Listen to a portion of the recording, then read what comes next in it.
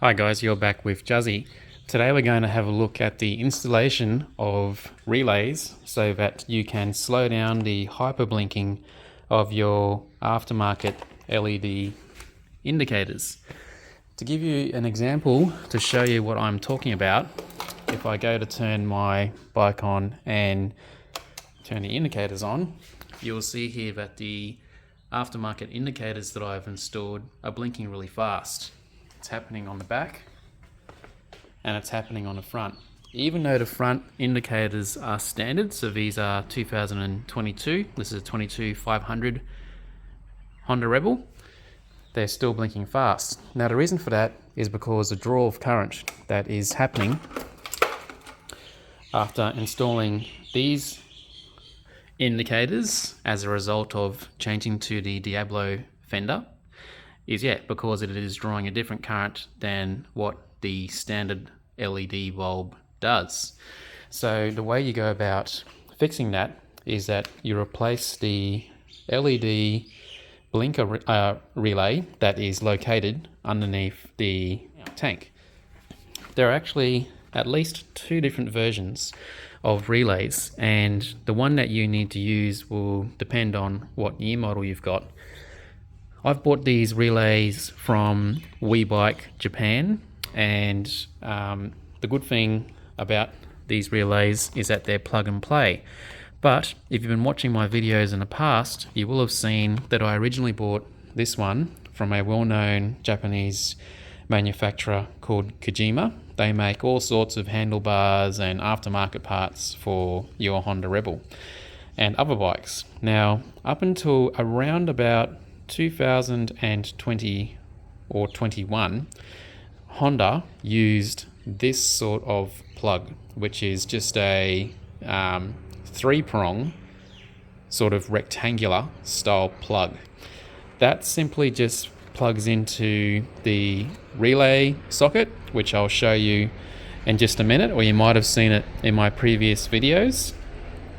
And then once you've installed that, then when you go to turn on your indicators will flash at the normal sort of speed instead of hyperspeed blinking. When I went to go and buy this part, on the Kojima listing for it, it didn't actually have any newer model version, so e.g. for the 2022. And so you would assume as a buyer that then that plug should fit, but unfortunately it's not the case. I then went and had another look at the website, and I saw that this brand, which is Daytona, which is there's the website and there is the part number. So this part also you can purchase from WeBike. It's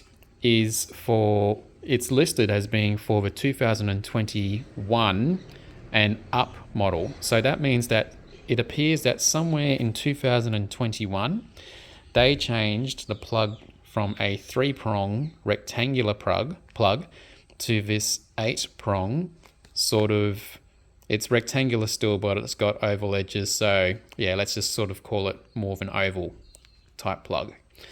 So much of a muchness in size, but yeah, instead of being a plug on a cable with the relay inside, this one is just a relay with the plug fixed. Now, it says here, flasher relay, 85 per minute. And it doesn't actually say how much this one is for the sort of prior to 2021 model.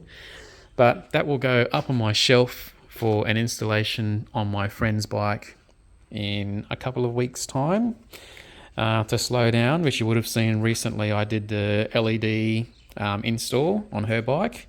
So I will post another video just showing what the differences are, and I won't know exactly what that is until I get to it, but I will post it up for you guys that have got a 21 and older model Honda Rebel 500.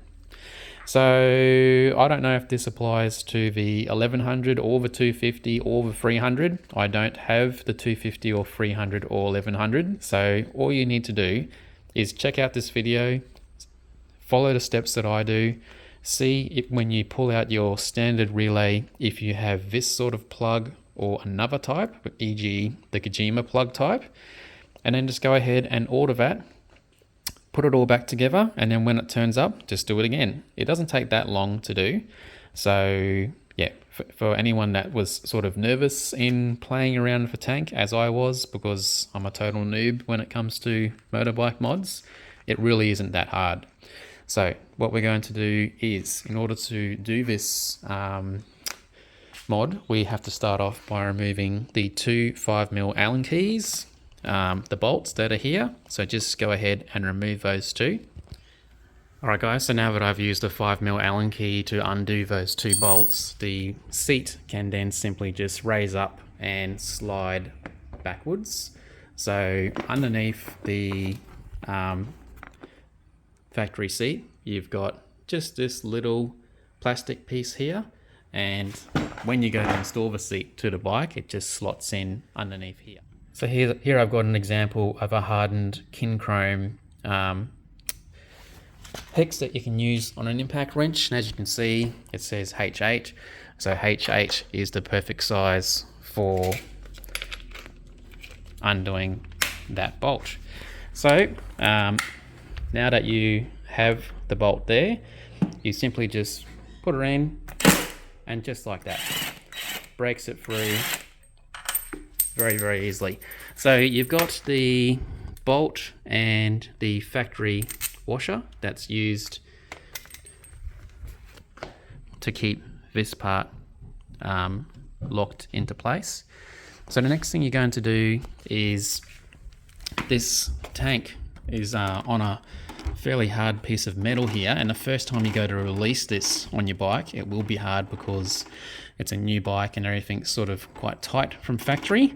So basically you just need to raise that metal part up there, and as you can see, it's on like a sort of metal stem. Hopefully that's focusing for you guys. And then the next thing you do is, once you've got that raised up, underneath the tank here at the back, you'll see that it's got a ridge that you can pop your hands up. So as you can see, it's got sort of from that point up on my fingers, I can get up there. And if you hold the tank on both sides, so here and here, you will be able to pull the tank in this direction to sort of have a look at where the relays are. So what I've done previously is I've just made sure that the stand is in the correct location and just straightened the wheels up a bit. So given that you've got the wheels forward now, I won't be able to record this part because I'll need the two hands. But when you go to move this tank back a bit, then you can slide it a little bit to the left. Okay, so I've just slided the tank a little bit back and to the left, as I said. So as you can see, just standing on top of the bike, it's gone that much to the left. If you've got a tank cover like this, then what you might find is that this part of the tank really wraps around the bars, and so by sliding it back first, the tank cover will have some flex in it, so you don't have to actually remove it and worry about the sticky tape, sort of the stickiness of the tape keeping the tank cover on. On this particular type of tank cover, the bolts hold it in, so there's no way for it to come off. But yeah, I've seen a tank cover recently where it's got no bolts and it just simply stays on. So if you're worried about the stickiness, you don't have to remove the tank cover at all. Okay, so that's how much the tank has come up. You probably could go a little bit more if you wanted to, but you don't really need to. Here's what it looks like underneath. So you've got your sort of fuel pickup, fuel lines, and you've got all these sorts of, you've got the pumps, you've got plugs and relays for, I've got no idea, but all I care about is getting to that relay right there. So the main power relay for the whole bike is that little grey one. So if one day you go to start your bike and you've got nothing on the screen, the very first thing you should check is, do you have the negative and positive terminal connected? If you are worried at all about this coming loose, you can put a tiny dab of Loctite on that negative screw. That makes sure that it keeps the terminals in place. So you need to make sure that when you play around with anything electrical on your bike, that you definitely don't have any power on. That's the safest way to do it. Just take your key out of the ignition. Everything should be off, no power being drawn at all. Okay, so this relay cover inside the bike actually has a rubber cover. What you can do is you can remove this black rubber sort of cover like that. Oh, it's moving for me. I might be lucky. There you go. Cool.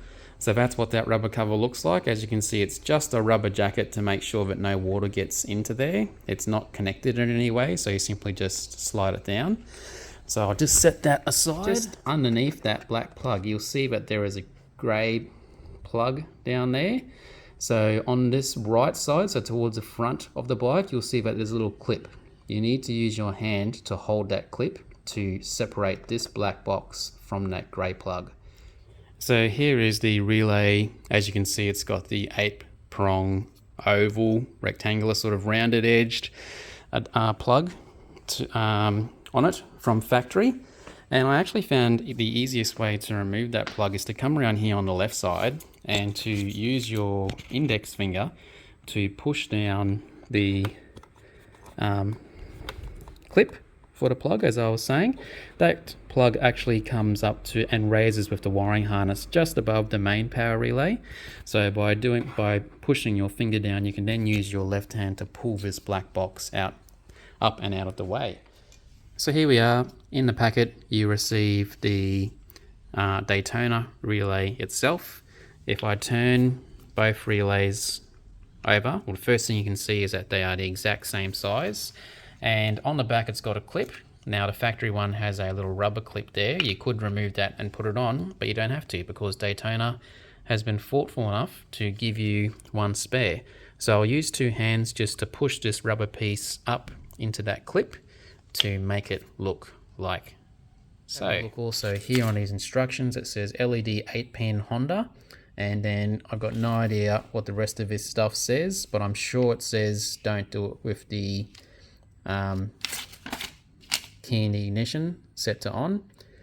Again, as always, if you have something in another language that you can't understand, then it can be read by simply taking a photo with Google Translate. I might just try and do that now and take a screenshot, and let's see what it reads.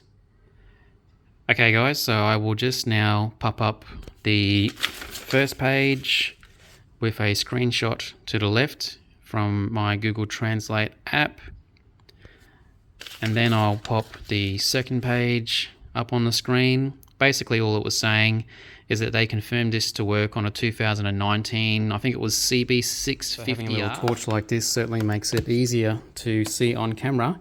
So as you can see, I've popped the relay back into place, and I've got the little rubber focus. I've got the little rubber for it at the back around the plastic tab, so it's in the correct position. It's not going to wobble around and somehow interfere with something. So now that the relay is back in place, I'm just going to pop this black cover back on top.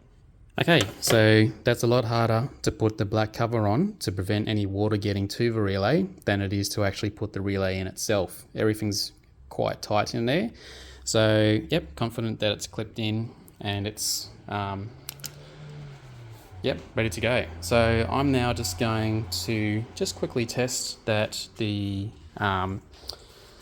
relay is correct. So let's put the key in. Turn that to accessories, just make sure that there's nothing funny on the cluster. All right, so left indicator and success. So basically it's at normal flashing indicator speed. And as you can see, we're back to normal. Now the relay for the hazard lights is actually different. If you put LED indicators on your bike, you will find that the flashes work at normal speed anyway, but just to ensure that it's all fine, as you can see, they're flashing all at the correct speed.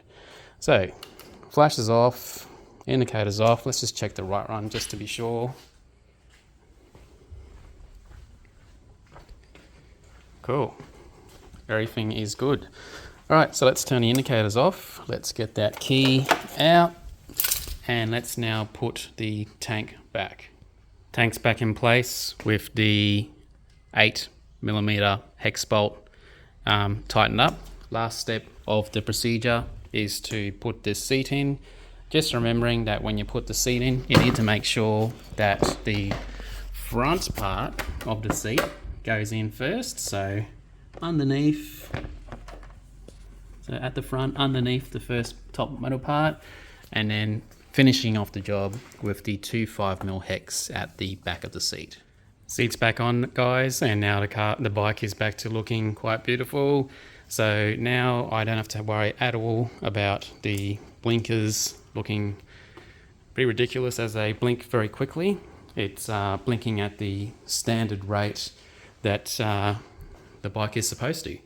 So if you've got any questions about this install, or if you want to know exactly where I purchased these parts from, please click the video description below. I'll have a direct link to the version that I've used for this bike, but I'll also pop in there the link for the guys that have got an earlier than 21 year model. Now please make sure that when you go to order this part, if you are in that 2021 period, or you've got that your bike was made in that sort of between January and December, before you go ahead and buy, please go ahead and do exactly what I did. Remove the stock relay and just double check what the shape is of your connector. Then once you figure out the one that you need, the 8-pin version is for the newer bikes, so sort of around late 21, definitely 2022. And if you've got a 3-pin, then you'll need to order one that's made by Kojima. The channel name is Juzzy Evo X, or you can search Tweet Rebel to find me. I'll be uploading again soon. I've got some more parts on the way. So basically I've decided that I want to change this headlight cowl to another version that's made by K-Speed with their branding of Diablo. So it's one that just sort of sits a little bit more taller and covers the instrument panel. Not that there was anything wrong with the fit and finish of this one, but I'm just trying to sort of go for a slightly different look. So soon enough, this one will be for sale. If you are in Brisbane, Australia, or anywhere in Australia, and you're looking to purchase one of these at a slightly cheaper price than what it is from Thailand, where K-Speed is, then hit me up in the messages on Instagram, and I'll come to some sort of arrangement for you. Just in case you're wondering, if you've seen my last videos, I have sold the R's setback handleback risers to Darren in Perth. And so yeah, I hope that you have found this video informative. But yeah, besides the headlight cowl, I've also got some Diablo shocks coming. So if any of you are interested, the 32cm shocks that are on here, Diablo makes a 30 and a 28cm version. And yeah, I've decided just to give the bike a 2cm drop at the back, just to make it look just a little bit better. And hopefully there isn't a significant drop in any way. It should be better, because they do claim that it's a stiffer shock than what comes on factory due to the oil and the spring and the height of a spring. Otherwise, other than that, I've got a little bike stand from K-Speed coming as well. And yeah, you will see these pictures of these parts on my Instagram feed. Alright guys, I've really enjoyed going through this process with you. Still some more mods to come. Thanks very much for watching, and particularly for those that have subscribed. I've gained about 100 or so further subscribers in 3 weeks just from pure content in relation to this bike. So thanks very much to my existing and in particular my new subscribers, as you enjoy this journey with me modifying this Honda Rebel 500 2022 Special Edition. Thanks for watching. Bye for now.